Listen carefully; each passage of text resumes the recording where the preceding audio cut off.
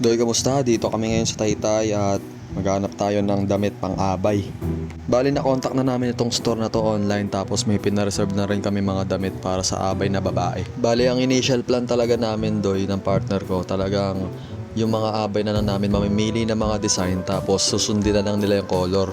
Pero kinalauna na pag-isip-isip din namin dahil sa mga suggestion na mas magandang iisa na lang yung design tapos para maging uniform din sa picture. Kaya ang initial plan talaga namin para sa abay na babae ay bahala sila sa design, kasi baka meron sila mga damit na nakatago lang tapos parehas lang pala ng color sa motif namin para hindi na sila gagastos. E napag-usapan na rin na sila na rin ang gagastos para sa damit nila bilang tulong sa amin, kaya tinulungan na lang namin sila maganap na design.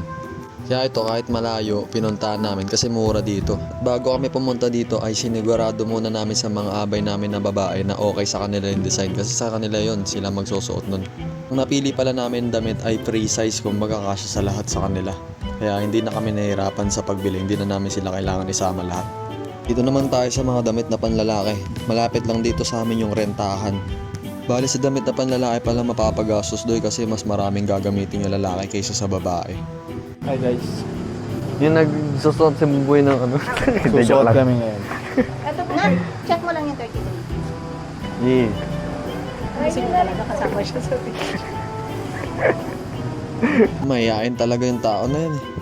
Bale, sa pagbili ng damit at pagrenta ng damit, Doy, ginawa namin 1 month before yung kasal, kasi kapag masyado maaga baka magbago yung size ng katawan ng mga abay namin, kaya minabuti namin na 1 month at least. Hindi yan, wala tayong sayaw. Bale, sa damit na panlalaki, tinatanong ko yung mga kasama kong lalaki na abay kung meron silang slacks, kasi yung pinili namin motif na damit na pang-abay na lalaki, black yung pang ibaba nila, para kung meron silang black pants, hindi na sila bibili or magre-rent, kasi malaki yung may dadagdag kapag kasama yung pants. Sa damit na pambabae, Doy, marami doon free size, tapos pwede i-adjust at mura lang yung pagkabili. Dito sa mga damit na panlalaki, renta lang siya tapos mas mahal siya, kaya kailangan ingatan.